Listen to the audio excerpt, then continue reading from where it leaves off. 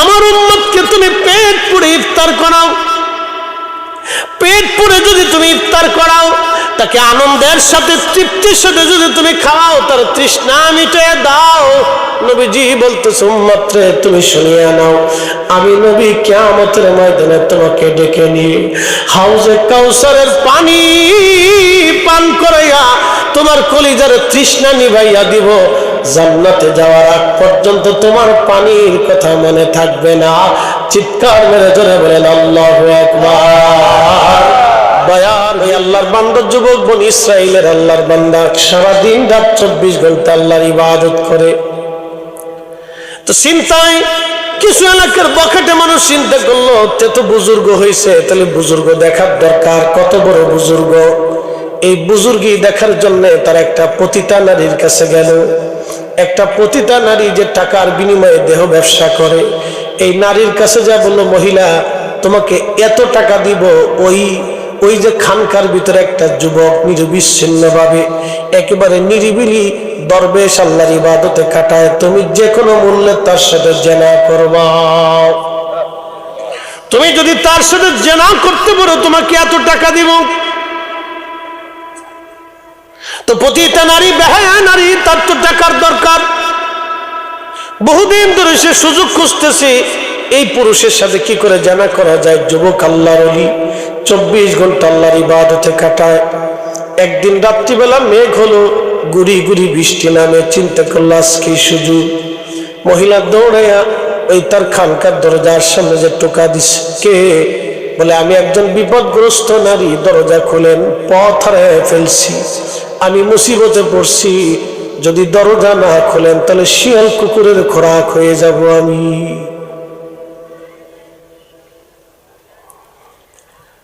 তো সবসময় মনে রাখবেন, বুজুর্গ যারা তাদের দিল নরম থাকে, অধিক আল্লাহর জিকিরে, অধিক নবীর প্রেমে তাদের দিল সব থাকে, নরম থাকে। তারা কঠোর দিল হতে পারে না, অটোমেটিক দিল নরম থাকে।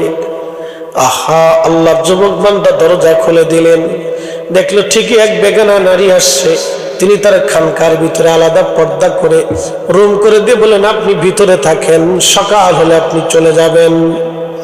দরজা লাগিয়ে দিয়ে প্রদীপ জ্বালাইয়া আল্লাহর যুবক বান্দা নামাজে দাঁড়ায় গেলেন, সালাতে দাঁড়ায় গেলেন। নামাজ নামাজ নামাজ, একবার জোরে বলা যাবে কি আল্লাহু আকবার।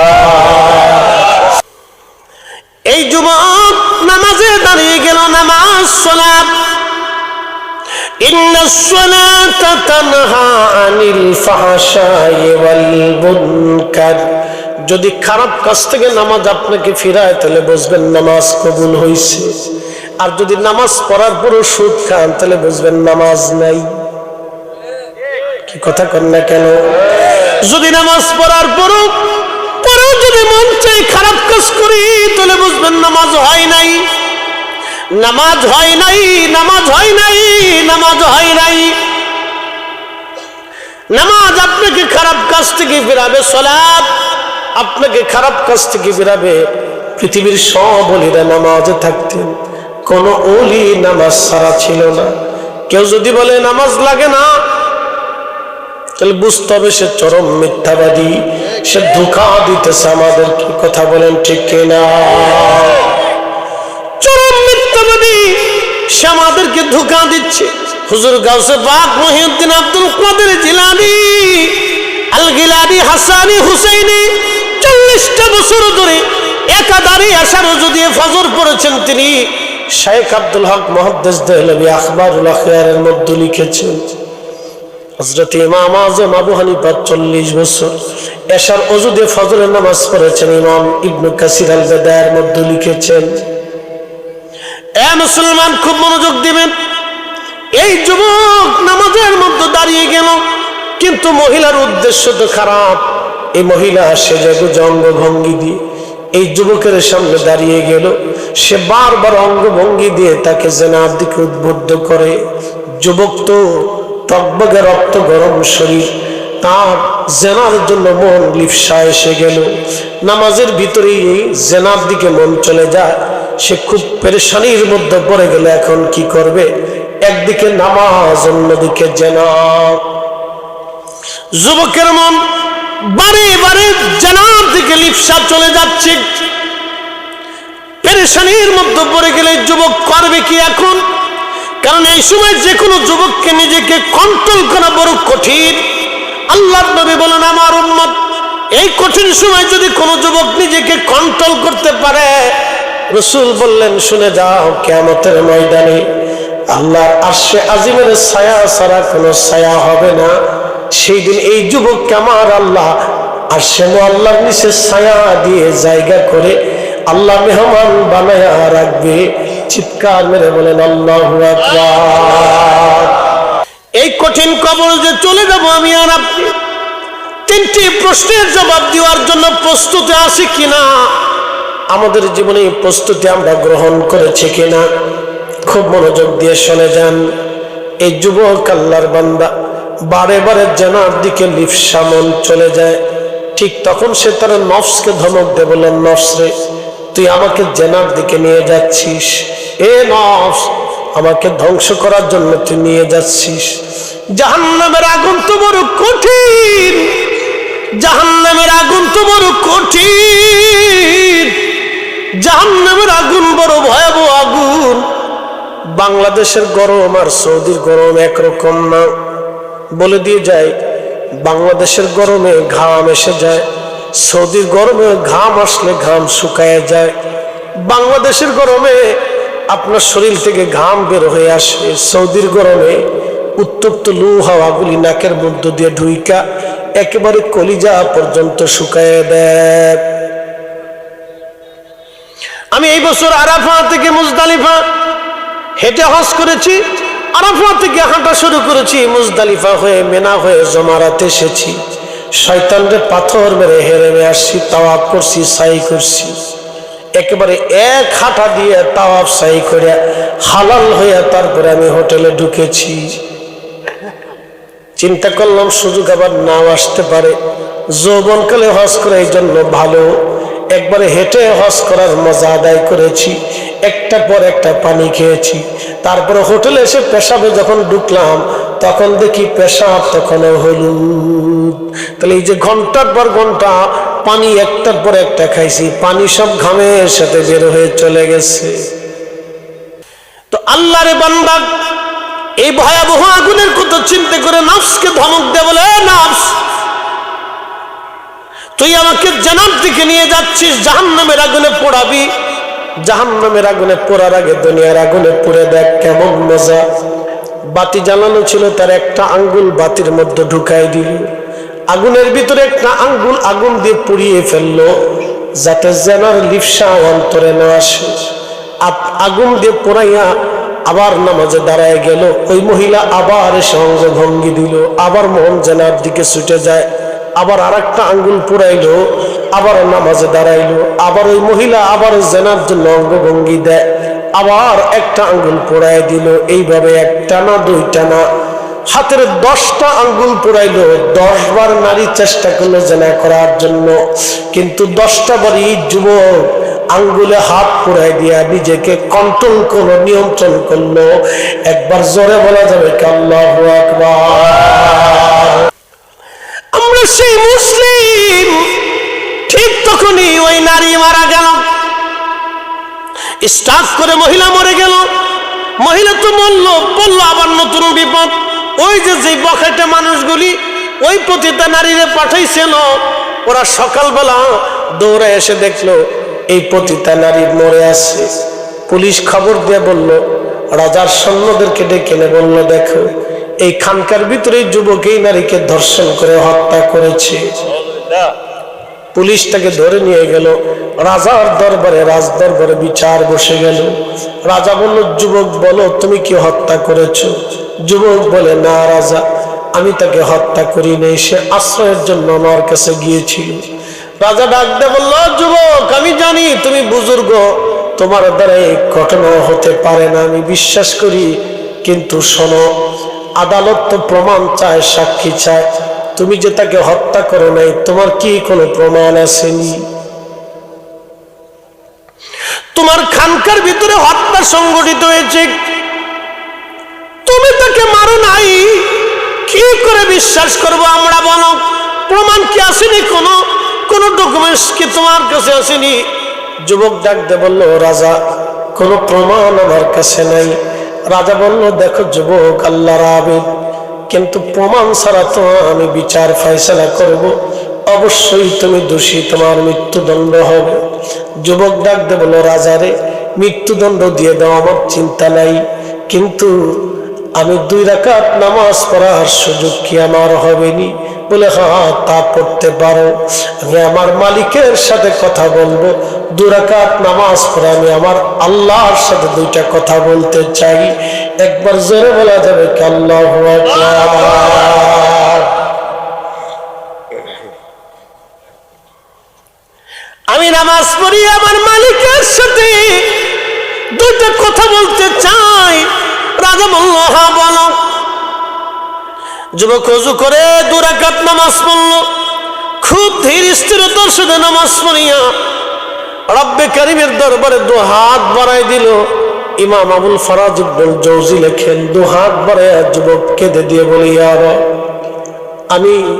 তুমি তো জানো আমি ধর্ষণও করি নাই, হত্যাও করি নাই, এত কঠিন পাপ আমি করি নাই, তুমি তো নিজেও জানো। ইয়া রব, আল্লাহ আল্লাহ, যে অন্যায় আমি করি নাই আমি জানি, সেই শাস্তি তুমি আল্লাহ আমার দেবা না, কিন্তু রাজা আমাকে সাক্ষীর অভাবে হত্যা করবে, আমি মরে যাব তাতেও আমার কোনো আফসোস নাই,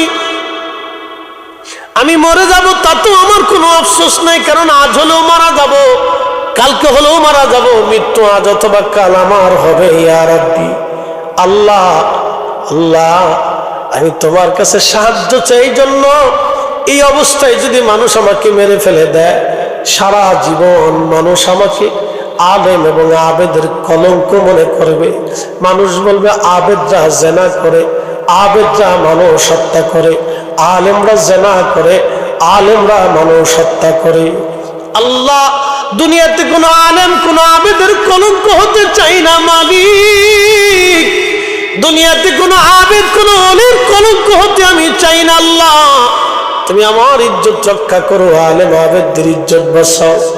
এইভাবে দোয়া করতেছিল, ঠিক তখনই ওই মহিলা জিন্দা হয়ে গেল। আস্তে হয়ে গেল না? জোরে বলে আল্লাহ। আউলিয়া কেরামের মর্যাদা আছে না নাই? আস্তে বলেন, আছে না নাই? চেয়ারম্যান সাহেব এখানে উপস্থিত, বাংলাদেশে এক সময় সব দল হারিয়ে যাবে, বাংলাদেশের সমস্ত দল এক সময় নিশ্চিহ্ন হয়ে যাবে, বাংলাদেশের কোন রাজনৈতিক দলের অস্তিত্ব এক সময় থাকবে না, আবার নতুন কোন দল আসবে, অথবা নাও আসতে পারে, ভিন্ন কোন সিস্টেম আসতে পারে, কিন্তু কাদেরিয়া, চিশতিয়া, নকশবন্দিয়া, মুজাদ্দিদিয়া, সোহরাওয়ার্দিয়া, নিজামিয়া, হানাফি, শাফি, মালিকি, হাম্বলি, শাহজালালি, আমিনি, কিয়ামত পর্যন্ত বাংলার আকাশে যতদিন বৃষ্টি নামবে, আকাশে সূর্য উঠবে, চাঁদ উদয় হবে, রাতের দিনের আবর্তন হবে, ততদিন পর্যন্ত এই জমিনে আউলিয়া কেরামের দামন টিকে থাকবে। কথা বলেন ঠিক না বেটে? খাজা বাবা আজমিরি আজ থেকে 1000 বছর আগে চলে গেলেন, কিন্তু 1000 বছরও সৃষ্টি আছে। কথা বহু রাজা চলে গেল, বহু রাজার সাম্রাজ্য গেল, বহু জমিদার চলে গেল, বহু রাজার আইন চলে গেল, বহু রাজার আইন চলে গেল, বহু সাম্রাজ্য চলে গেল, মুঘল চলে গেল, সালতানাত চলে গেল, ব্রিটিশ চলে গেল, পাকিস্তান চলে গেল, বাংলাদেশও চলে যাচ্ছে, এরপরে কি আসবে আমরা জানি না, কিন্তু কাদেরিয়া এখনো আছে, চিশতিয়া এখনো আছে, নকশবন্দি এখনো আছে, মুজাদ্দিদি এখনো আছে, আহলে সুন্নাত ওয়াল জামাত তখনও ছিল, এখনো আছে, আগামীতেও থাকবে। ঠিক না বেঠে? খুব উপস্থিতি, মনোযোগ দিবেন। আল্লাহ looks not to your figures and to wealth, ওর চেহারার দিকে, ওর স্বাস্থ্যের দিকে আল্লাহ তাকাবে না। আল্লাহ looks to your heart, আল্লাহ আপনার কলবের দিকে তাকাবে। ইন্না আকরামাকুম ইনদাল্লাহি আতকাকুম, আল্লাহ, আমার আল্লাহ কলবের দিকে তাকাবে, যার তাকওয়া বেশি তার দাম বেশি। তাকওয়া নাই দাম নাই, তাকওয়া নাই দাম নাই। কথা ঠিক কিনা? তাকওয়া নাই দাম নাই। এই জন্য আমরা ওলিদেরকে ভালোবাসি, ভালোবাসি, ভালোবাসি। পৃথিবীর সমস্ত সাম্রাজ্য ধ্বংস হয়ে যাবে, কিন্তু আউলিয়া কিরামের তরিকার সাম্রাজ্য টিকে থাকবে। কথা কর না কেন? পৃথিবীর সব দলমত নিঃশেষিন্ন হয়ে যাবে, কিন্তু আহলে সুন্নাত ওয়াল জামাত কিয়ামত পর্যন্ত টিকে থাকবে। ওই মহিলা জিন্দা হয়ে গেল। কি আশ্চর্য, মরা মানুষ জিন্দা হয়ে বসে গেল। ওরা যাকে ডাক দিয়ে বলতেছে, বাচ্চা তোমরা যাকে আজকে অপরাধী বানাইয়া ফাঁসিতে ঝুলাইতে চাও, এই যুবক কোনো অপরাধী না, সে আমাকে হত্যা করে নাই, বরং কিছু বকেটা মানুষ তার সাথে জেনার জন্য আমাকে উদ্বুদ্ধ করেছিল। আমি তার সাথে জেনা করতে গিয়েছিলাম, কিন্তু সে জেনা থেকে বাঁচার জন্য তার 10টা আঙ্গুল আগুন দিয়ে পুড়িয়ে ফেলে দিয়েছে। আর আল্লাহ আমাকে হত্যা করে আমার থেকে তাকে হেফাজত করেছে। বাদশাহ তার হাতের দিকে তাকায় দেখো, সে নির্দোষ। বাদশা দৌড়ে এসে হাতের মধ্যে তাকায় দেখলো 10টা আঙ্গুল আগুন দিয়ে পড়ে গেছে। বাদশা হাতটা ধরে হাতের মধ্যে চুমা দিয়ে বলল, যুবক, ও আল্লাহর ওলি, ভুল করে ফেলছি, মাফ করে দাও, ক্ষমা করে দাও, তুমি নির্দোষ, তুমি আল্লাহওয়ালা। আমরা অনেক বড় অপরাধ করে ফেলছি, বেয়াদবি করে ফেলছি। সব জায়গা পাগলামি চলে, আল্লাহর ওলিদের বারগাহে পাগলামি চলে না, তারা আল্লাহ কর্তৃক নির্বাচিত। কথা বলেন ঠিক কিনা?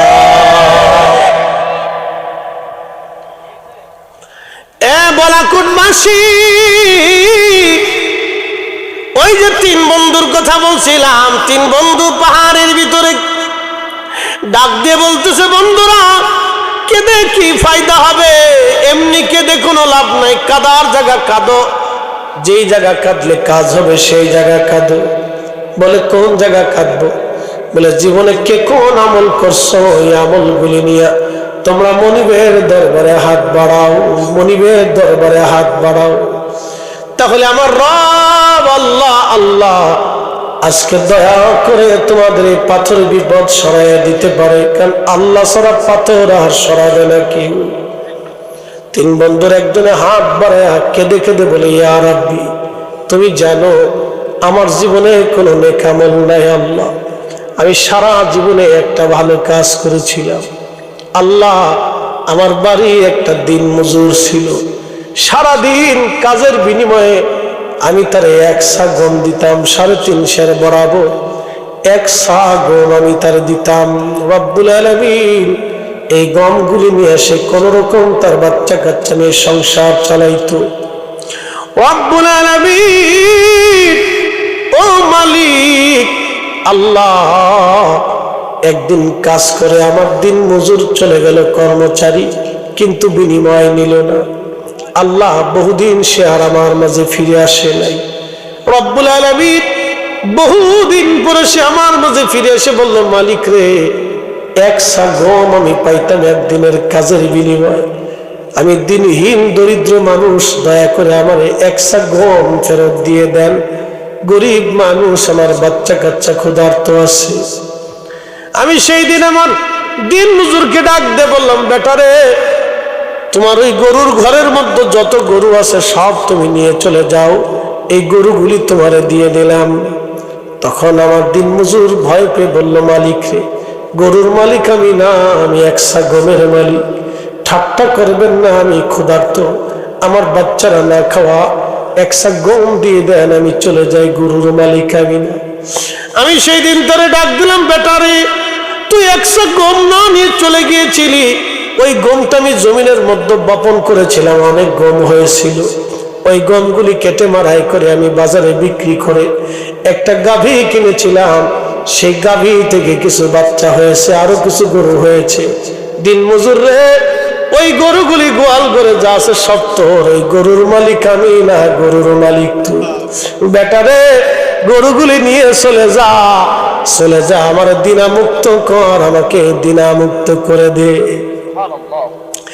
আল্লাহ তুমি জানো আমার জীবনে কোনো নেক আমল নাই, ওই দিন খুশি মনে আনন্দ চিত্তে খুবই আনন্দিত হয়ে আমার দিন মজুর গরুগুলি নিয়ে চলে গেল। আমি খুশি মনে তার বিদায় দিয়ে দিলাম। আল্লাহ, যদি তোমার কাছে ভালো লেগে থাকে, ইয়া রাব্বি, দরখাস্ত করতেছি, পাথর পড়ে আছে, সরানোর ক্ষমতা আমাদের নাই গো আল্লাহ, এখন তুমি পাথর সরাইয়া দাও। আল্লাহর হাবিব সহিহ বুখারীর কিতাবুল আম্বিয়াতে বলতেছে, নবীজি ডাক দিলেন, সাহাবীরা রে, টাস করে পাথরের 3 ভাগের 1 ভাগ গুহার সামনে থেকে সরে গেল। সুবহানাল্লাহ। আসতে হয় না, জোরে বলেন, জোরে জোরে একসাথে বলেন আল্লাহু আকবার। দোয়া কবুল হয় কি হয় না? দোয়ার দরকার আছে না নাই? আজকে যারা দোয়ার বিরুদ্ধে ফতোয়া মারে, ওর ফতোয়ার গোষ্ঠী কিলেন, ওর ফতোয়া মানা যাবে না, এরও মানা যাবে না, এর দাওয়াতও দেওয়া যাবে না। যে দোয়া মানবে তারে দাওয়াত দিব, যে দোয়া মানে না তারে দাওয়াত দেব না। এই কথা বলেন, জোরে বলেন। প্রিয় উপস্থিতি হাজির, 3 বন্ধুর মধ্যে একজন বিচক্ষণ বন্ধু ডাক দে বলে, বন্ধুরা, অযথা কেঁদে কোনো লাভ হবে না। আপনি ধরেন বিপদগ্রস্ত হয়ে গেছেন, অযথা কেঁদে কোনো ফায়দা হবে না। যেখানে কাঁদলে ফায়দা হবে সেইখানে কাঁদা লাগে। ধরেন মুসিবতে পড়ে গেছেন, কি করবেন আপনি? আল্লাহর কোরআন বলতেছে, ইয়া আইয়ুহাল্লাযীনা আমানুস্তাঈনু বিস-সাবরি ওয়াস-সালাহ।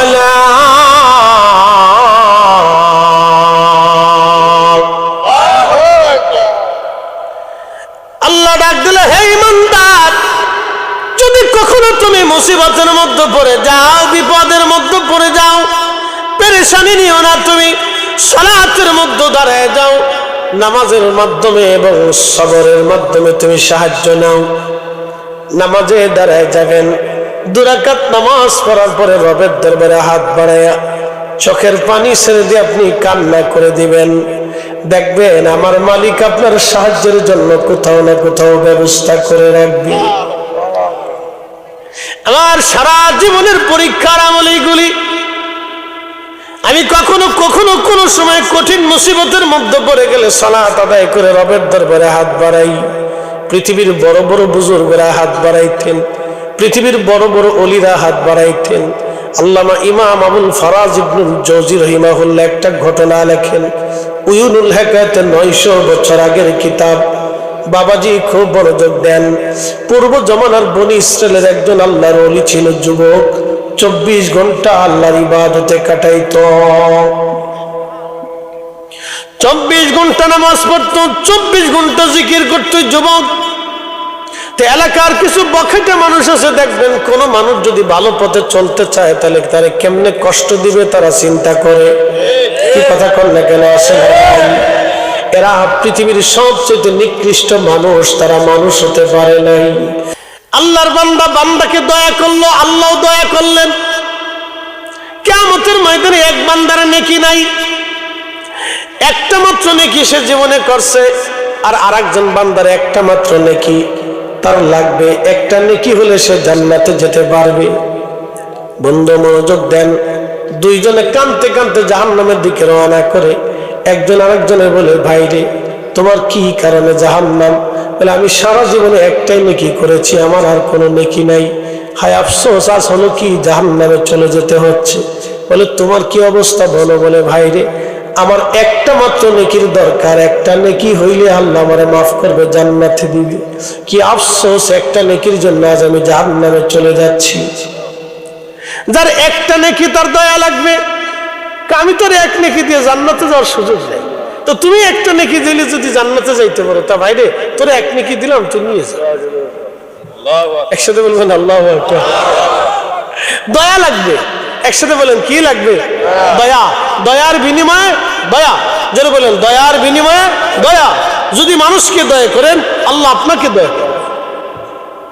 এই সূত্র মনে রাখবেন। এহসান বিল এহসান, দয়ার বিনিময়ে দয়া। তো দয়া লাগবে, একটা নেকি দিয়ে দেবেন, দৌড়ে যাবে, ইয়া রাব্বি একটা নেকি পাইছি। বলে, কে তোমাকে নেকি দিল? আল্লাহ তো সবই জানে। কে তোমাকে নেকি দিল? আব্দুল করিম, বাবা নাম আব্দুর রহিম। কেন নেকি দিছে? বলে তার একটাই নেকি, সে আমারে দয়া করে দান করে দিছে, দয়া করছে, এহসান হয়েছে, ভালো লাগছে। আল্লাহ বলবে তারে ডাকো, দৌড়ায় ডেকে নিয়ে আসবে। ও বান্দা তোমার একটা নেকি? বলে হ্যাঁ রাব্বি। দিয়ে দিছে? বলে হ্যাঁ আল্লাহ। একটা নেকি হলে বান্দা বেহেশতে চলে যাবে, আমার তো একটা নেকি আল্লাহ জান্নাতে যাওয়ার সুযোগ নেই। আল্লাহ আমি তারে দিয়ে দিলাম, সে অন্তত বেহেশতে যাক। আল্লাহ বলবেন ও বান্দা দাঁড়াও, তোমার চাইতে 99 গুণ দয়া আমি আল্লাহর বেশি। তাম সৃষ্টিটাকে আমার আল্লাহ দয়াটাকে 100 ভাগে ভাগ করলেন, একটা ভাগ দয়া মাত্র আমার রব তাম সৃষ্টির মধ্যে আল্লাহ বিলাই দিলেন। বাকি 99 ভাগ দয়া আল্লাহ তার নিজের কাছে রেখে দিলেন। সাহাবীরা বলেন হুজুর আল্লাহ এত দয়া দিয়ে কি করবে? কয় শোনো, কিয়ামতের মাঠে আল্লাহ ওই 99 গুণ দয়া দিয়ে বান্দার সাথে আমার আল্লাহ বিচার করবে, আর আল্লাহ ওই দিন ওই দয়া দিয়ে বান্দারে ক্ষমা করে করে জান্নাতে দিয়ে দেবে। না না, চিৎকার বলে জোরে আকবার। এই জন্য আল্লাহ কোরআনে বললেন কুল ইয়া ইবাদিয়াল্লাযীনা আসরাফু আলা আনফুসিহিম লা তাকুনাতু মির রাহমাতিল্লাহ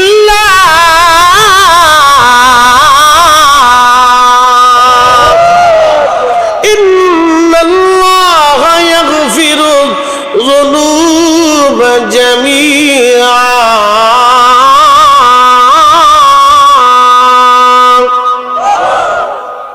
হুজুর আপনি বলে দেন, হে আমার ইবাদত গুজার বান্দারা, তোমরা নফসের সাথে যত জুলুম করো, মহাসাগর পরিমাণ গুনাহ করো, আসমান জমিনে গুনাহ দিয়ে ভরে পড়ো, সপ্তম আসমান সপ্ত জমিন যদি তোমরা বলে বলো লা তাকনাতু মির রাহমাতিল্লাহ, আমার রহমত থেকে নিরাশ হইও না। আমরা যারা দোয়া মানি তারা নিরাশ হই নাই। আমার দিকে তাকান একসাথে, আমরা যারা দোয়া মানি তারা আল্লাহর রহমত থেকে নিরাশ হই, যারা দোয়া মানে না ওরা নিরাশ হয়ে গেছে। এই জন্য ওরা শয়তানের দালাল। এই হাত উঁচু করে বলেন ঠিক কি না? দোয়া চলবে নি? দোয়া চলবে নি? মিলাদ চলবে নি? জিকির চলবে নি? বাড়ি বাড়ি চলবে, কথা বলেন ঠিক কি না? ফতোয়ার গোষ্ঠী গিলে কালি ফতুয়া, এটা ফতুয়া দিয়ে উম্মতকে শেষ করে ফেলছে।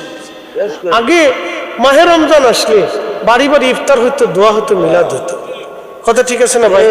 যা পারতো তাই দিয়ে ইফতার করতো। কি সৌহার্দ্য ছিল, সম্প্রীতি ছিল। এলাকার সবাই মিলে এক জায়গায় খাবার খেলে মোহাম্মত বাড়ে না ভাই? বাড়ে। প্রতিবেশীরা সবাই মিলে একসাথে খাবার খেলে মোহাম্মত বাড়ে। আপনি যদি প্রতিবেশীদেরকে ডেকে এনে বাড়িতে খাওয়ান তো সে আপনার সাথে ঝগড়া করার সময় চিন্তা করবে, আরে আমি 3 দিন আগে বাড়ি খাইছি, কেমনে ঝগড়া করি ওর সাথে, কথা ঠিক আছে না ভাই? মানুষের অন্তরতে একটু হলেও উদয় হয় না? এই জন্য আল্লাহ রাসূল বলেন তোমরা মানুষকে খাওয়াও, প্রতিবেশীদেরকে খাবার দাও, নিজের তরকারির সাথে খাবারের সাথে তাকে ভাগ দাও। কিন্তু 3 ভাই একসাথে সারা বছর রইল, ঝগড়া নাই, বিয়ে করার পরে যুদ্ধ লেগে যায়। বুঝিনি আমি সূত্রটা বুঝলাম না, দোষ যে কার আমি তাও জানি না, এটা কোয়া যাইতো না, কইলে বেড়া না না কইয়া ফিটুনি খাবনি, বাসা দেশে রান্না বান্না করতে না। আমরা এমনি রেড সিগন্যাল দিয়ে দিচ্ছি, বেডিদের বিরুদ্ধে ওয়াজ করবা তাহলে খাওয়ানো হইতো না। কিন্তু একদিন মাহফিলে আসলাম, কি রে ডাল আর ভাজি, ঘটনা কি আজকে এই অবস্থাকে? মহিলাদের বিরুদ্ধে ওয়াজ করো, খাইয়ে যাও। আমি কি ওরে সর্বনাশ, প্রতিশোধ দিলে নাকি? কারণ মেয়েদের বিরুদ্ধে ওয়াজ করলে তাহলে এরকম ডাল আর ভাজি জুটবে, মনে রেখো। আচ্ছা ঠিক আছে ঠিক আছে। এত ওয়াজ চেক করে, ইউটিউবে ঢুকে চেক করে যে কোনটা মহিলাদের বিরুদ্ধে আছে না। ওরা ইউটিউবওয়ালারা হেডলাইন দিয়ে দেয়, আবার বুঝছেন, ভিউজ বাড়ানো লাগে ওরা হেডলাইন দেয়, এটা খুঁজে খুঁজে দেয় কোনটা তো আছে। তো ফেরা আছে। তো নারী সমাজ মা বোনদেরকে দৃষ্টি আকর্ষণ করি, আপনারা এমন কোনো কাজ করবেন না যে ভাই ভাই যুদ্ধ বাঁধে, ঠিক আছে না ভাই? আপনারা এটা সলভ করবেন, মীমাংসা করবেন। এমন কোনো কাজ হবে না যে ভাই ভাই আত্মীয় স্বজনের ভিতরে দূরত্ব তৈরি হবে, এ কাজ করা যাবে না, মোহাম্মত বাড়াইতে হবে। আল্লাহ রাসূলের শিক্ষা ছিল এগুলো। তো এই উত্তম, তোমরা মানুষকে খাওয়াও, মোহাম্মত বাড়বে। প্রিয় উপস্থিতি হাজিরিন,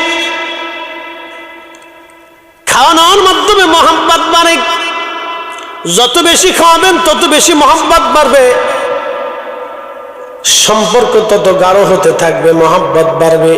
প্রিয় ভাই আমার, মনোযোগ দিয়ে শুনে যান। কষ্ট হচ্ছে আপনাদের? দয়ার বিনিময়ে তাহলে ইফতার কি চলবে? আপনাদের এলাকায় মসজিদে ইফতার হয়নি? ভালো জিনিস দিবেন, ভালো কিছু রান্না করে রোজাদারদেরকে খাওয়ানোর চেষ্টা করবেন। আপনার রিজিকে কম পড়বে না, আল্লাহ আপনার রিজিক বাড়াবে। হ্যাঁ, পুরা মাসই দিবেন ইনশাআল্লাহ, আল্লাহ বরকত। আমার ঢাকার মসজিদে তো অনেক মুসল্লি, আমার তো প্রত্যেক জুমাতে 9 কাঠার উপরে মসজিদ। তো এই মুসল্লিরা মানে অনেক মুসল্লি হয়, তো মাঝখানে বন্ধ করে ফেলছে। তো আমি এক জুমাতে আমি প্রথম খতিব হলাম হাউজিংয়ে। তা আমি বললাম যে ইফতার কি হয়? কেন হুজুর অনেক ঝামেলা, অনেক মুসল্লি আসে, অনেক ইফতার, কষ্ট হয়। আমি তখন ফজিলতের বয়ান করে বললাম যে কষ্ট বড় না হাসর কঠিন? হুজুর হাসর কঠিন, ইফতার করাবেননি। একদিনে 1.5 লক্ষ টাকা কালেকশন করছি। দেন একদিনে 1.5 লক্ষ দেন, একদিনে 1.5 লক্ষ টাকা কালেকশন করে এই যে স্টার্ট করছি। আজ কয়েক বছর ধরে খতিব আমি, 1 বছর, এই বছরে হেরাই বলতেছে হুজুর শুরু করে দেন ইফতার করা। কারণ ইফতারি তো সবাই ধনী আসে না, কিছু মধ্যবিত্ত থাকে, দারিদ্র শ্রেণী থাকে, তারা আশায় আসে। ভাব মানুষকে খাওয়াইলে রিজিক কমে না। দেখেন একটা কুকুরকে খাওয়াইয়া একটা পতিতা নারী বেহেশত নিয়ে, আপনি আশ্চর্য। বলে আল্লাহ কেন দিল? তো কেন দিল আল্লাহকে জিজ্ঞেস করেন, আল্লাহর কাছে দয়া লাগছে তাই দিচ্ছে। তো পতিতা নারীর প্রতি যদি দয়া হয় তাহলে আমাদের প্রতি কি দয়া হবে না? মিলাদ পরে জিলাফি দিলে অনেকে শরীরে জ্বলে, মিলাদুন নবীর মাহফিল করে বিরিনির আল্লাহ করলে অনেকে বেদাতের ফতোয়া দেয়। তুমি বেদাতের গাঠটি উঠছে নিয়ে শুয়ে থাকো ভাই, তোমার বেদাতের সাতার গোষ্ঠী কি লই আমরা? কি কথা ঠিক আছে না ভাই? প্রতিটা নারী যদি বেহেশতে যাইতে পারে আর বিড়ালরা না খাওয়াইয়া যদি নামাজি মহিলা জাহান্নামে যাইতে পারে, তাহলে আমরা খাওয়াইতেই থাকি। কি কথা ঠিক আছে না নি ভাই? আমরা খাওয়া, তোমার ফতোয়া নিয়ে তুমি শুয়ে থাকো ভাই, ওলা আমরা দরকার নেই। এগুলি আমাদের বুঝতে হবে, সূক্ষ্ম পয়েন্ট খুব সূক্ষ্ম, বুঝু খুব সূক্ষ্ম। যে বুঝছে সে ছাড়বে না, যে বুঝে সে কিনে, বুঝে না কিনে না। কি কথা ঠিক আছে না ভাই? তো লম্বা বাড়াবো না, কষ্ট নেই, একসাথে বলি তো আল্লাহু আকবার। একটু জিম টিম আসতে পারে আমি জানি, একটু লাড়াচাড়া দিই, একটু গলা কাশি খুশি দেন তো, সারান তো, রাত তো অনেক আসতে পারে। আসেন একটু জিকির করি, জবান খুলে আল্লাহ আল্লাহ আল্লাহ আল্লাহ আল্লাহ আল্লাহ আল্লাহ আল্লাহ আল্লাহ। তো মিলা कहलाओ কেউ বোঝে কেউ বোঝে না, আল্লাহ আল্লাহ কাউকে রাখো গস দহলাতে, কাউকে রাখো বালখানায় আল্লাহ, কাউকে রাখো গস দহলাতে, কাউকে রাখো বালখানায় আল্লাহ। তোমার লীলা কেউ বোঝে কেউ বোঝে না, আল্লাহ আল্লাহ ইব্রাহিম তোমার নবী ছিল, নমরুদের আগুনে ফেললো। ইব্রাহিম তোমার নবী ছিল, নমরুদের আগুনে ফেললো।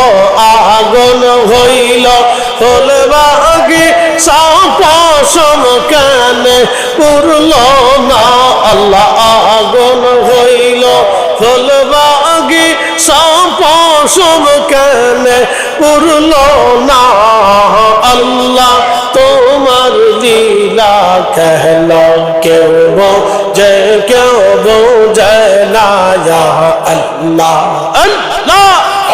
এই জবান খুলে আল্লাহ আওয়াজ তোলে আল্লাহ আল্লাহ আল্লাহ আল্লাহ। কাউকে রাখো গাছ তহলাতে কাউকে রাখো বালখানায় আল্লাহ কাউকে রাখো গাছ তহলাতে কাউকে রাখো বালখানায় আল্লাহ তোমার কুদরতি খেলা কেউ বোঝে কেউ বোঝে না আল্লাহ আল্লাহ ইউনুস তোমার নবী ছিল মাসে তারে গিলে ফেললো ইউনুস তোমার নবী ছিল মাসে তারে গিলে ফেললো মাসের পেটে রইলেন ইউনুস হজম কেন হইল না আল্লাহ মাসের পেটে রইলেন ইউনুস হজম কেন হইল না আল্লাহ তোমার লীলা খেলা কেউ বোঝে কেউ বোঝে না আল্লাহ আল্লাহ কাউকে রাখো গাছ তহলাতে কাউকে রাখো বালখানায় আল্লাহ কাউকে রাখো গাছ তহলাতে কাউকে রাখো বালখানায় আল্লাহ তোমার লীলা খেলা কেউ বোঝে কেউ বোঝে না আল্লাহ আল্লাহ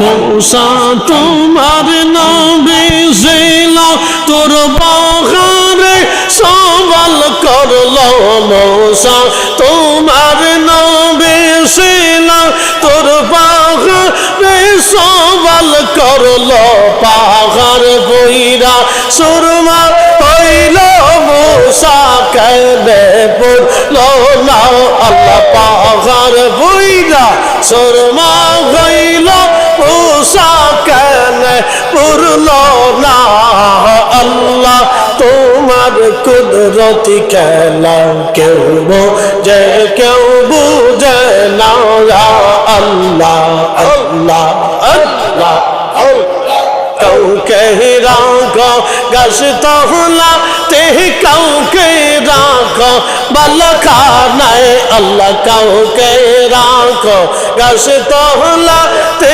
কাউকে রাখো বালখানায় আল্লাহ তোমার কুদরতি খেলা কেউ বোঝে কেউ বোঝে না আল্লাহ আল্লাহ কেমন চলে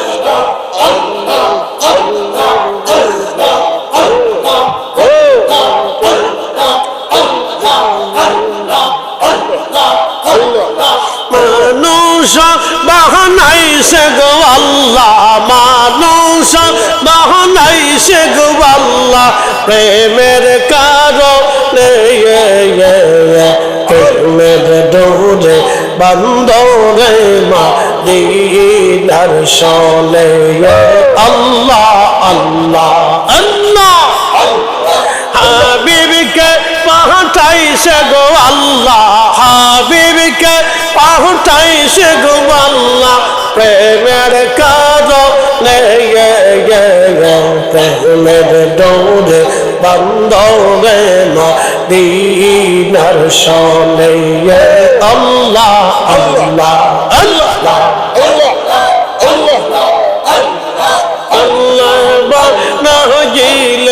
কত জাতি হইল না তার প্রেম প্রীতি আল্লাহ বানাইলেন কত জাতি হইল না তার প্রেম প্রীতি হাবিবকে পাঠাইল গো আল্লাহ হাবিবকে পাঠাইল গো আল্লাহ অবশ্যই সে মানুষ বানায় প্রেমের কারণে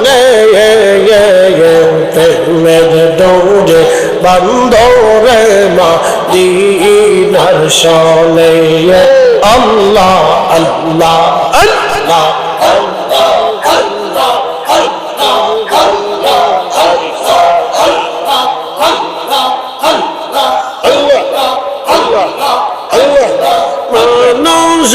বানাইছে গো আল্লাহ আদমকে বানাইছে গো আল্লাহ প্রেমের কারণে প্রেমের ডোরে বন্দরে মদিনার শোনে আল্লাহ আল্লাহ আল্লাহ এই জবান খুলে হাবিবকে পাঠাইছে গো আল্লাহ হাবিবকে পাঠাইছে গো আল্লাহ প্রেমের কারণে প্রেমের ডোরে বন্দরে মদিনার শোনে আল্লাহ আল্লাহ আল্লাহ আল্লাহ আল্লাহ আল্লাহ বানা ইলান আসমান জমিন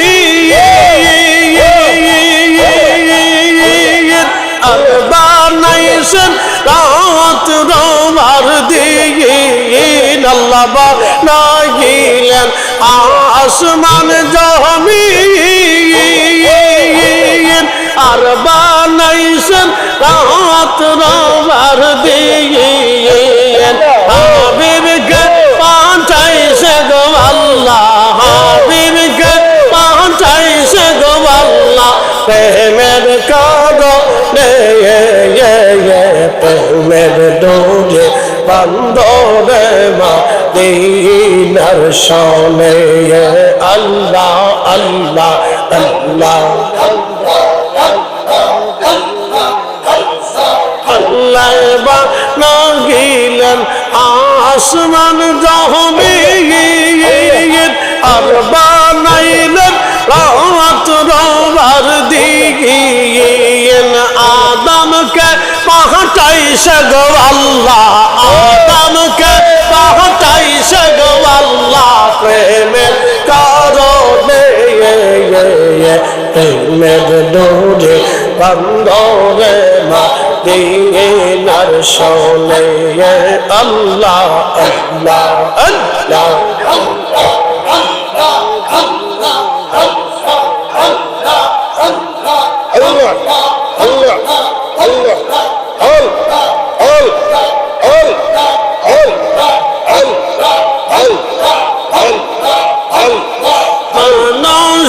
বানাইছে গো আল্লাহ বানাইছে বানাইছে গো আল্লাহ প্রেমের কারণে প্রেমের ডোরে বন্দরে মদিনার শোনে আল্লাহ আল্লাহ আল্লাহ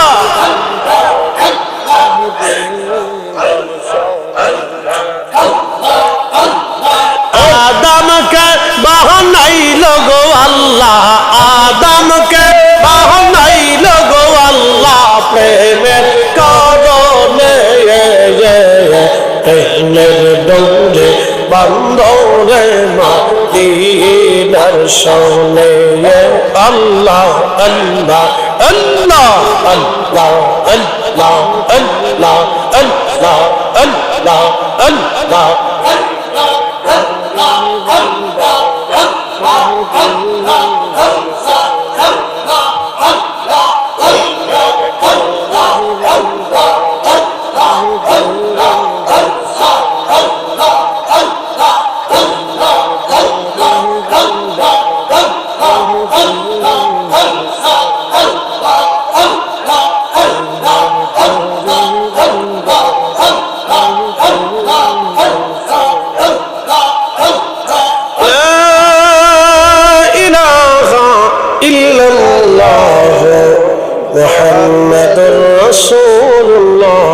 সাল্লাল্লাহু আলাইহি ওয়াসাল্লাম আরশ से ज्यादा मर्तबा रोज़ रसूलुल्लाह का उनसी रोज़ अनवर पर गुनहगार की लाख सलाम या नबी सलाम अलैका या रसूल सलाम। मकीन কিছু জায়গার কারণে মানুষের দাম বাড়ে, যেমন আজকের বেহেশতের বাগানের কারণে আমাদের দাম বেড়ে গেছে, আমাদের কারণে বেহেশতের বাগানের দাম বাড়ে নাই। প্রিয় নবীর কারণে মদিনার দাম বেড়েছে, মদিনার কারণে নবীর দাম বাড়ে নাই। মক্কার কারণে হারামবাসীর দাম বেড়েছে, কিন্তু হারামের মানুষের কারণে মক্কার দাম বাড়ে নাই। আমার রসুলের কারণে আমাদের দাম বাড়ছে, উম্মতের কারণে নবীর দাম হয় নাই, বরং নবীর কারণে উম্মতের মর্যাদা বাড়ছে। কথা ঠিক কিনা? আমাদেরকে দিয়ে রসুলের দাম বাড়ে না, বরং নবী দিয়ে আমাদের দাম বাড়ে। এই সূত্রটা মনে রাখবেন। তো সামনে মাহে রমজান আসতেছে, এই সম্পর্কে দুটো কথা বলার প্রয়োজন। এই শাবানের শেষ অধিবেশনে নবীজি সাহাবী কিরামকে নিয়ে বসতেন, মাহে রমজান সম্পর্কে দিক নির্দেশনা আল্লাহ নবী দিতেন, দিয়ে বলতেন সাহাবীরা এমন একটা মাস তোমাদের মাঝে আসতেছে যেটা অত্যন্ত গুরুত্বপূর্ণ, যেই মাসে কেউ একটা নফল করলে অন্য মাসের ফরজের সমতুল্য নেকি আল্লাহ আমলনামায় দিয়ে দেয়। যেই মাসে একটা ফরজ করলে অন্য মাসে 70টা ফরজের সমান নেকি আল্লাহ লিখে দেয়। যেই মাসে দান করলে বিগয়রি হিসাব, হিসাববিহীন আল্লাহ নেকি আমলনামায় দিয়ে দেয়। যেই মাসে তুমি যদি তোমার অধীনস্থ কর্মচারী অধীনস্থ ব্যক্তিদেরকে যদি কাজ তুমি হালকা করে দাও, যেমন আমাদের বাসা বাড়িতে অনেকের কাজের মেয়ে থাকে, কাজের মানুষ থাকে, আমাদের অধীনস্থ কাজের লোক থাকে। আল্লাহর নবী বললেন তোমরা যদি তোমাদের অধীনস্থ কাজের লোকের কাজ যদি তোমরা হালকা করে দাও তো আল্লাহ তোমাকে জাহান্নাম থেকে বাঁচিয়ে দিবে। একসাথে বলা যাবে না সুবহানাল্লাহ? আমি 3 মিনিটে আপনাদেরকে মাহে রমজানের কিছু গুরুত্বপূর্ণ ফজিলত সামনে উপস্থাপন করলাম, কিন্তু একটা শব্দ শুনে যাবেন, এহসান বিল এহসান, দয়ার বিনিময়ে দয়া। আবার বলি, দয়ার বিনিময়ে দয়া। আপনি যদি দয়া করেন তো আল্লাহ আপনাকে দয়া করেন। যেমন মানলাম ইয়ারহামিন নাস, সহিহ মুসলিমে হাদিস আসছে, প্যারা মেহবুব আলা নবী ফরমান মানলাম ইয়ারহামিন নাস ওমানলাম ইয়ারহামিল্লাহ, যে মানুষকে দয়া করে না আল্লাহ তাকে দয়া করে না।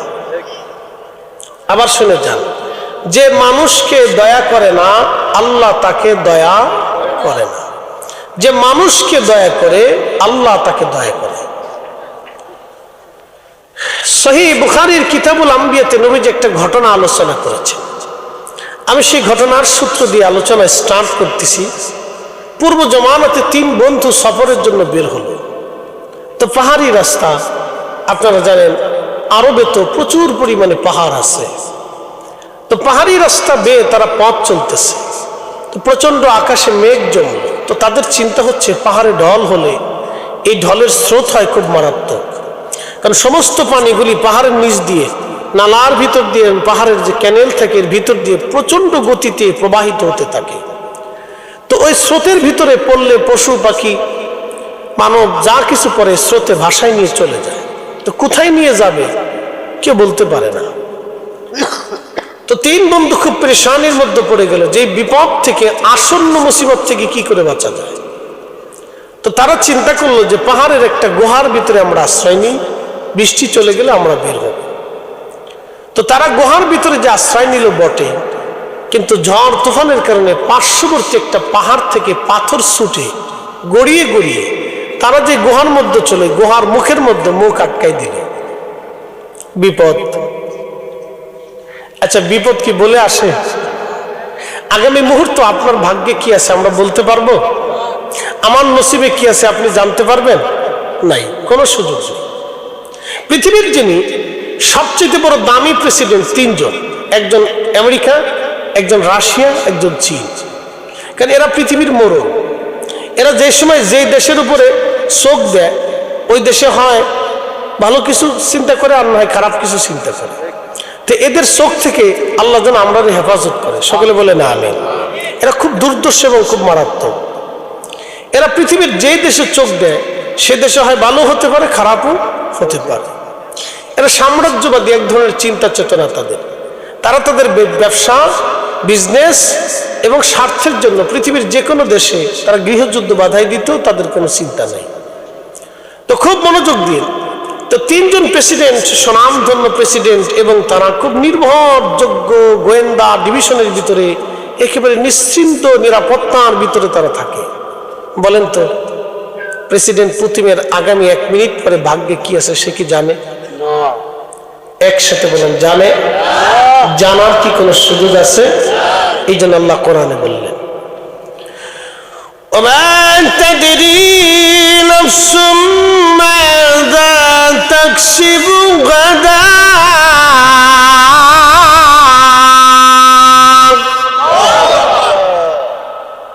আগামী মুহূর্তে মানুষের নসিবে কি আছে মানুষ জানে না।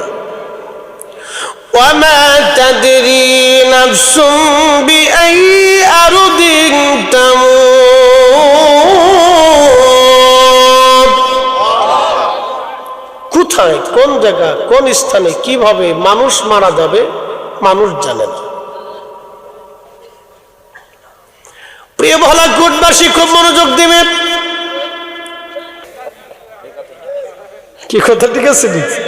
আপনার ফরিদপুরের ভাষা, আর আপনার নাসিরনগরে কি আছে আমি জানি না। আলবু তুই কিন্তু কারো কাছে কইস না, জরিনার মায় কইছি, কইতে না করছে, হাতে খুদ করিয়া পাশের বাড়ির জায়গা, আরে বু তুই কিন্তু কারো কাছে কইস না, মর্জিনার মায় কইছি। সারা গ্রাম সরাইতে বাতাসের আগে সরে গেছে, বাতাস যাওয়ার আগে দেখবেন সারা গ্রাম সরে গেছে, বেডিগের ভিতরে কানাকানি কানাকানি, বাপরে বাপ।